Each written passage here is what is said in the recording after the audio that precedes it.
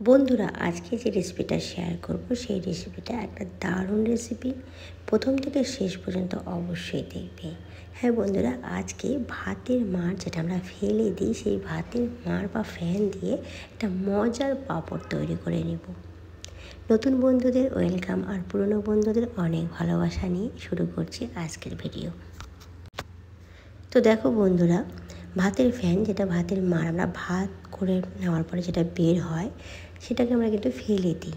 তো সেই ভাতের মাড়টা ফেলে না দিয়ে আজ বানিয়ে নেব দারুণ মজার একটা পাঁপড়। পাঁপড় খেতে তো আমরা সবাই খুব ভালোবাসি, আর নিজের হাতে তৈরি করা পাঁপড়ের মজাই কিন্তু আলাদা। এই পাঁপড়টা তৈরি করে বেশ কিছুদিন অনেক দিন, 1 বছর পর্যন্ত কিন্তু রেখে দেবে সংরক্ষণ করে। আর না হলে পারে অল্প অল্প করে বানিয়েও খেয়ে নিতে পারো। তাহলে চলো দেরি না করে কিভাবে এই মজার পাঁপড়টা তৈরি করছি তোমাদের প্রথম থেকে শেষ পর্যন্ত দেখিয়ে দিই।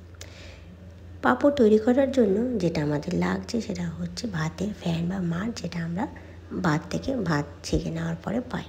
তো এখানে আমি কিছুটা ভাতের মাড় নিয়েছি।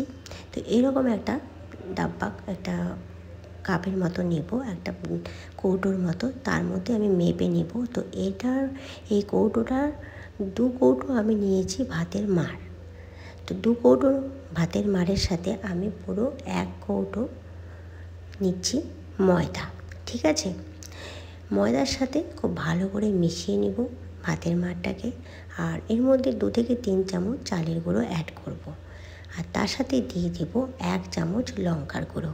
আচ্ছা, এখানে লঙ্কার গুঁড়োটা বলে রাখি, লঙ্কার গুঁড়োটা যদি তোমরা ঝাল পছন্দ করো পাঁপড়টা, তাহলে অবশ্যই ঝাল লঙ্কার গুঁড়োটা দিবে। আর যদি ঝাল না পছন্দ করো, যে কালার একটু করার জন্য লঙ্কার গুঁড়োটা ইউজ করো, তাহলে কাশ্মীরি লঙ্কার গুঁড়োটা অবশ্যই দেবে।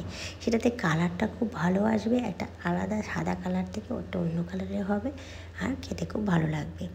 তো সেই জন্য এখানে আমি কাশ্মীরি লঙ্কার গুঁড়োটা ইউজ করছি। আর তার সাথে দিয়ে দিচ্ছি 1 থেকে 2 চামচ জিরে, গোটা জিরে। আচ্ছা, পরিমাণটা যদি বেশি হয় মাড়ের, তাহলে পরে একটু বেশি দিবে।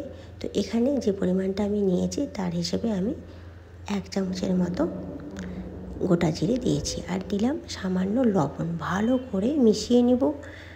মেশানো হয়ে গেলে এরকম 3-4টা কৌটোর ঢাকনা নিব, যেটা একটু পাতলা টাইপের হবে, খুব মোটা টাইপের হবে না। সে কৌটোর ঢাকনাগুলো নিয়ে করব। এটা প্লাস্টিকের কৌটোর ঢাকনা। যদি তোমাদের স্টিলের থাকে তাহলে কিন্তু বেশি ভালো হয়, স্টিলের করলে পারে। তো আমার কাছে অ্যাভেলেবেল ছিল না বলে আমি প্লাস্টিকের ঢাকনা দিয়ে করেছি। তো বেশিক্ষণ ভাপাতে হয় না, 25 থেকে 30 সেকেন্ড ভাপালেই হয়ে যায়। তো সেই জন্য এটাতে করলেও কোনো অসুবিধা নেই। এবার ঢাকনাগুলোর মধ্যে আমি একটু সামান্য করে সাদা তেল মাখিয়ে নিয়েছিলাম, যাতে পাঁপড়গুলো উঠাতে সুবিধা হয় ব্যাটারটা যখন দিব তখন। তো সেই জন্য সবগুলোর মধ্যে মাখিয়ে নিয়েছি। আর তারপরে এভাবে 2 চামচ করে প্রত্যেকটাতে দিয়ে দিব। ঢাকনা যদি বড় হয় তাহলে একটু বেশি দিবে। তো আমার ছোট ছোট সাইজের পাঁপড় করব, তো সেই জন্য ঢাকনাটাও ছোট নিয়েছি। আর এই জন্য এখানে 2 চামচ করে দিয়ে দিচ্ছি। 2 চামচ করে দেওয়া হয়ে গেলে এগুলোকে ভাপাতে হবে। তো সেই জন্য একটা পাত্রে আমি জল নিয়েছি, আর জলটাকে ভালো করে গরম করে নিয়েছি। তার মধ্যে দিয়ে দিয়েছি একটা স্ট্যান্ড, আর স্ট্যান্ডের উপরে রেখে দিব যেগুলো আমি ব্যাটারটা দিলাম ভাতের মাড়ের কৌটোর মুখের মধ্যে, সেইগুলো এর মধ্যে দিয়ে দিতে হবে। ঠিক আছে, যতগুলো বানাবে ততগুলো দিয়ে দিবে। এখানে আমি 3টা বানিয়েছি, 3টা করেই তৈরি করব। তো আমি এখানে 3টা দিয়ে দিলাম। এবার জাস্ট 25 থেকে 30 সেকেন্ড ঢাকা দিয়ে ভাপালে পারে কিন্তু হয়ে যাবে। খুব বেশি করার কোনো দরকার নেই, 25 থেকে 30 সেকেন্ড ভাপালেই এনাফ। 25 থেকে 30 সেকেন্ড ভাপিয়ে নেওয়ার পরে হিটটাকে বন্ধ করে দেব, আর হাত দেওয়ার মতো ঠান্ডা করে নেব। হাত দেওয়ার মতো ঠান্ডা করা হয়ে গেলে এবার একটা চামচের সাহায্যে একটু উপর দিকে চাপ দিয়ে খুলে নেব। খুবই সহজেই কিন্তু খুলে আসে, একটু উপর দিকে চাপ দিতে হবে, তাহলে আলগা করে খুলে আসে। তো এইভাবে চামচ দিয়ে একটু চাপ দিয়ে 2 হাত দিয়ে আঙ্গুল দিয়ে চেপে চেপে একটু উঠিয়ে নেব। এইভাবে আমি প্রত্যেকটাকে তৈরি করে নেব। খুবই সহজ, একবার করলে কিন্তু তোমরা বুঝতে পারবে। একই প্রসেসে সবগুলো করা হয়ে গেলে এটা করতে হবে যে এটাকে সারা দিন রোদের মধ্যে রেখে শুকিয়ে নিতে হবে। যদি রোদ না থাকে তাহলে ফ্যানের হাওয়াতে কিন্তু শুকিয়ে নিতে পারো। আর যখন এটাকে কারোর মধ্যে রেখে করবে, একটা ছড়ানো পাত্রের মধ্যে বা কাপড়ের উপরে দিয়ে শুকিয়ে নিতে হবে। একটার উপরে একটা যেন লেগে না যায়, একটু ছড়িয়ে ছড়িয়ে থাকে, আলাদা আলাদা করে থাকে পাট পাট করে, সেই রকমভাবেই কিন্তু দিয়ে রোদের মধ্যে পুরো শুকিয়ে নিতে হবে। তো একদিন পুরো আমি শুকিয়ে নেব আর ফিরে আসছি একদিন পরে।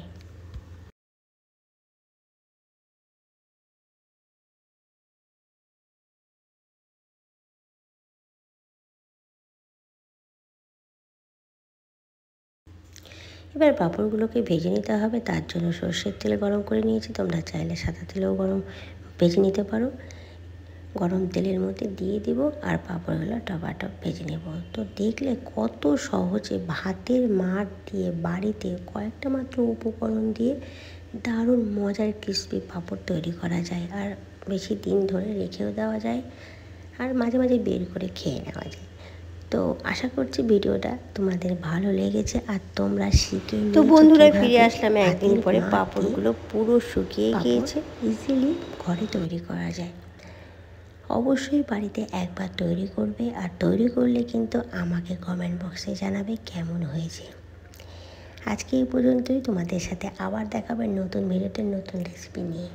এতক্ষণ আমার পাশে থেকে পুরো ভিডিওটা দেখার জন্য আমার সমস্ত বন্ধুদের অসংখ্য অসংখ্য ধন্যবাদ। ভালো থাকবে, সুস্থ থাকবে, টাটা।